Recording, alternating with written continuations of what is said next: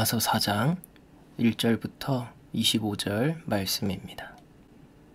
그런즉 육신으로 우리 조상인 아브라함이 무엇을 얻었다 하리요? 만일 아브라함이 행위로서 의롭다 하심을 받았으면 자랑할 것이 있으려니와 하나님 앞에서는 없느니라. 성경이 무엇을 말하느냐?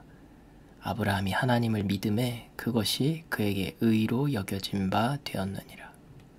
일하는 자에게는 그 삭이 은혜로 여겨지지 아니하고 보수로 여겨지거니와 이를 아니할지라도 경건하지 아니한 자를 의롭다 하시는 이를 믿는 자에게는 그의 믿음을 의로 여기시나니, 일한 것이 없어 하나님께 의로 여기심을 받는 사람들의 복에 대하여 다윗이 말한 바, 불법이 사함을 받고 죄가 가리어짐을 받는 사람들은 복이 있고 주께서 그 죄를 인정하지 아니하실 사람은 복이 있도다 함과 같으니라. 그런즉 이 복이 할례자에게냐 혹은 무할례자에게도냐? 무릇 우리가 말하기를 아브라함에게는 그 믿음이 의로 여겨졌다 하노라. 그런즉 그것이 어떻게 여겨졌느냐? 할례시냐 무할례시냐? 할례시가 아니요 무할례시니라. 그가 할례의 표를 받은 것은 무할례시에 믿음으로 된 의를 인친 것이니, 이는 무할례자로서 믿는 모든 자의 조상이 되어 그들도 의로 여기심을 얻게 하려 하심이라. 또한 할례자의 조상이 되었나니 곧 할례 받을 자에게뿐 아니라 우리 조상 아브라함이 무할례시에 가졌던 믿음의 자취를 따르는 자들에게도 그러하니라.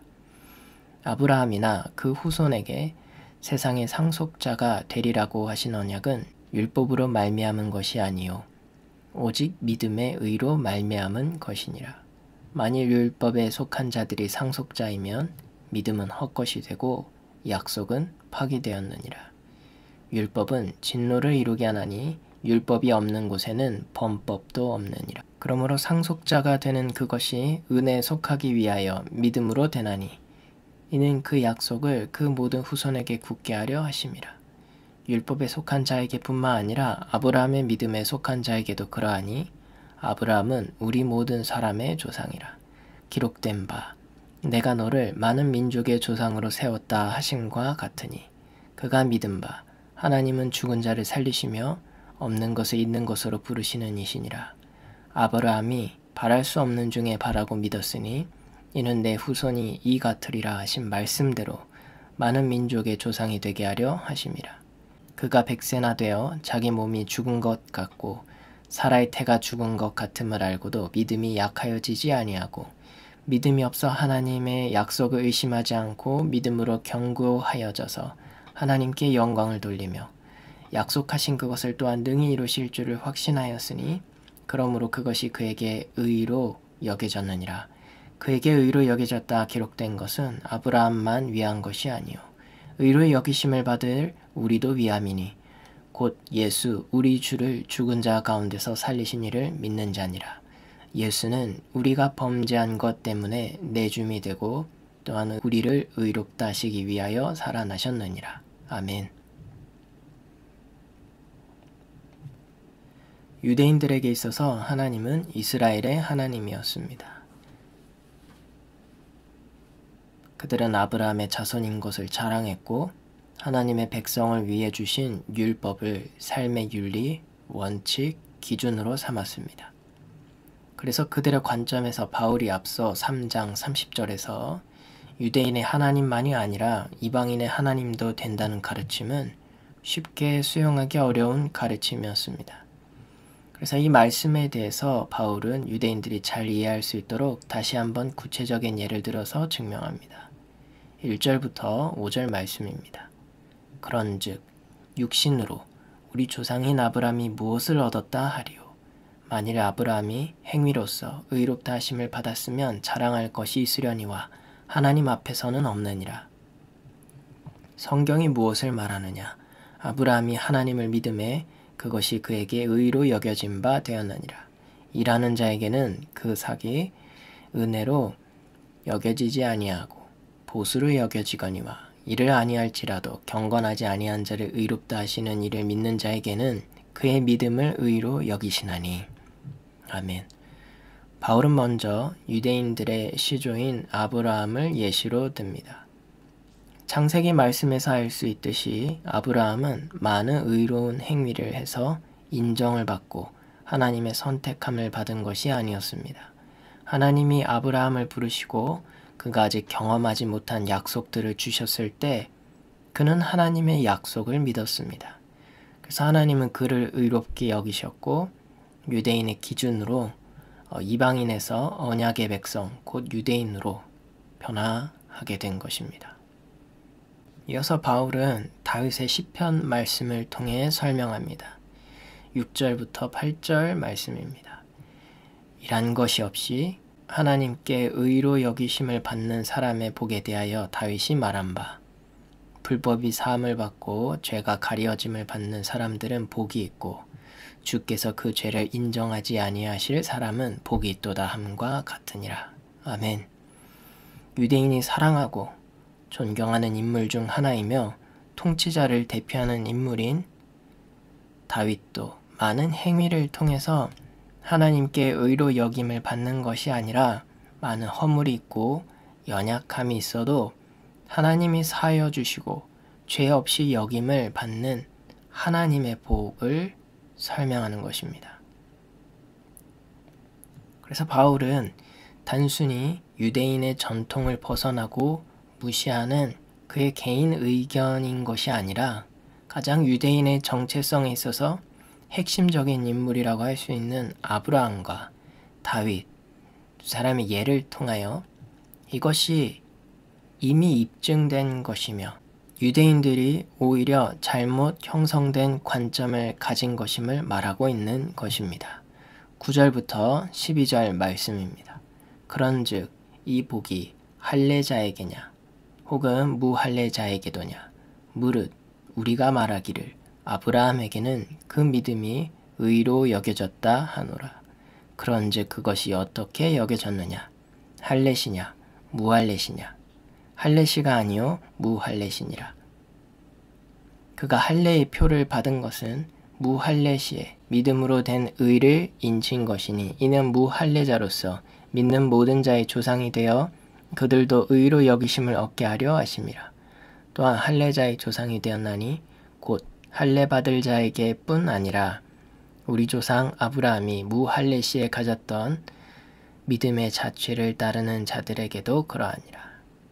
바울은 아브라함이 믿음의 조상, 믿음으로 의로 여겨질 때 할례를 먼저 받은 상태였는지를 상기시키고 무할례였을 때에도 믿음으로 말미암아 의롭게 여겨진 것을 말하며 그는 할례 받은 자들의 조상일 뿐만 아니라 아브라함의 믿음의 길을 따르는 무할례자들의 조상이기도 한 것을 말합니다.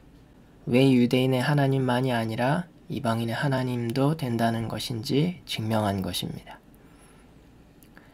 그리고 믿음의 약속과 율법을 지키는 것을 비교하여서 다음과 같이 정리합니다. 13절부터 25절 말씀입니다. 아브라함이나 그 후손에게 세상의 상속자가 되리라고 하신 언약은 율법으로 말미암은 것이 아니요 오직 믿음의 의로 말미암은 것이니라. 만일 율법에 속한 자들이 상속자이면 믿음은 헛것이 되고 약속은 파기되었느니라. 율법은 진노를 이루게 하나니 율법이 없는 곳에는 범법도 없느니라. 그러므로 상속자가 되는 그것이 은혜에 속하기 위하여 믿음으로 되나니 이는 그 약속을 그 모든 후손에게 굳게 하려 하심이라. 율법에 속한 자에게 뿐만 아니라 아브라함의 믿음에 속한 자에게도 그러하니 아브라함은 우리 모든 사람의 조상이라. 기록된 바 내가 너를 많은 민족의 조상으로 세웠다 하심과 같으니 그가 믿은 바 하나님은 죽은 자를 살리시며 없는 것에 있는 것으로 부르시는 이시니라. 아브라함이 바랄 수 없는 중에 바라고 믿었으니 이는 내 후손이 이 같으리라 하신 말씀대로 많은 민족의 조상이 되게 하려 하심이라. 그가 100세나 되어 자기 몸이 죽은 것 같고 사라의 태가 죽은 것 같음을 알고도 믿음이 약하여지지 아니하고 믿음이 없어 하나님의 약속을 의심하지 않고 믿음으로 경과여져서 하나님께 영광을 돌리며 약속하신 그것을 또한 능히 이루실 줄을 확신하였으니 그러므로 그것이 그에게 의로 여겨졌느니라. 그에게 의로 여겨졌다 기록된 것은 아브라함만 위한 것이 아니요 의로 여기심을 받을 우리도 위함이니 곧 예수 우리 주를 죽은 자 가운데서 살리신 이를 믿는 자니라.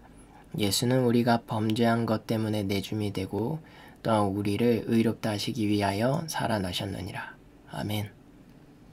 하나님은 아브라함과 그 후손들에게 세상을 다스릴 상속자가 있을 것이라고 약속하셨는데 아브라함이 모든 율법을 지켰기 때문이 아니라 믿음으로 의롭다 하심을 받아서 이루어진 것입니다.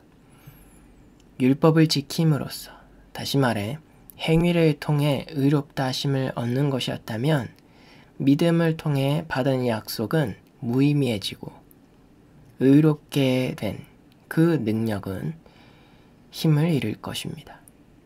개역개정에는 진노를 이룬다고 표현되어 있습니다만 15절 말씀의 의미는 법이기 때문에 형벌을 부르게 된다라는 의미입니다. 그런데 상속자는 형벌입니까? 아닙니다.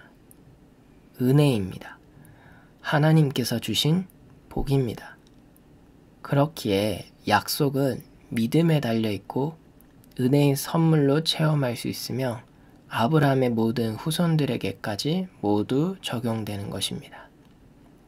다시 말해서 유대인과 같이 율법에 순종하는 자들만이 아니라 아브라함의 믿음에 참여하게 된 사람들까지 모두 적용된다는 것입니다. 이것이 말씀이 의미하는 바입니다. 현실적으로 아브라함은 100세나 되었음에도 불구하고 여전히 하나님께서 약속을 이루실 것을 굳게 믿었습니다. 하나님께서 약속을 이루시기에 필요한 모든 능력이 있음을 믿었습니다.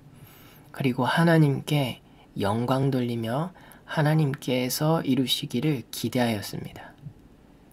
그리고 그에 대한 하나님의 말씀은 이루어졌습니다. 또한 하나님은 아브라함을 의롭다 하셨습니다.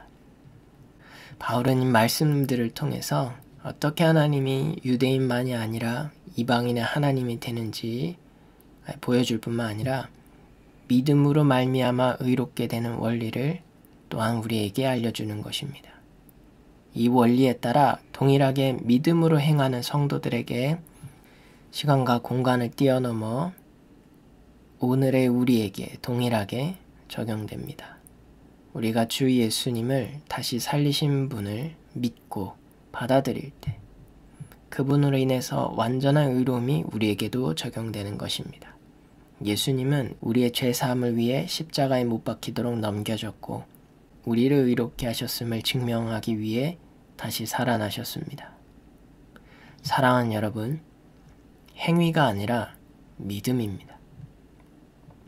우리에게 놀라운 길을 여시고 이 모든 것을 행하신 하나님의 놀라운 은혜입니다.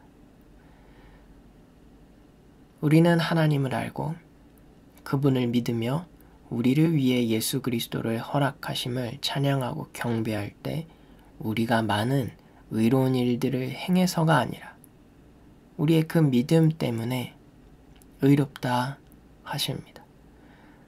나를 구원하시기 위해 이 땅에 오신 예수님, 그분께서 나의 죄를 담당하심으로 십자가에서 죽으시고 또 부활하심을 믿을 때 하나님으로부터 부여받는 의의 자격을 얻고 죄에서 자유하게 되는 것입니다.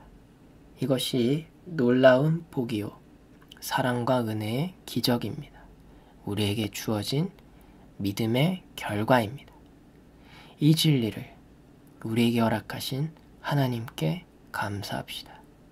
우리에게 길을 여신 하나님을 찬양하며 하나님의 놀라운 사랑을 친히 증거해 주신 예수님을 경배합시다.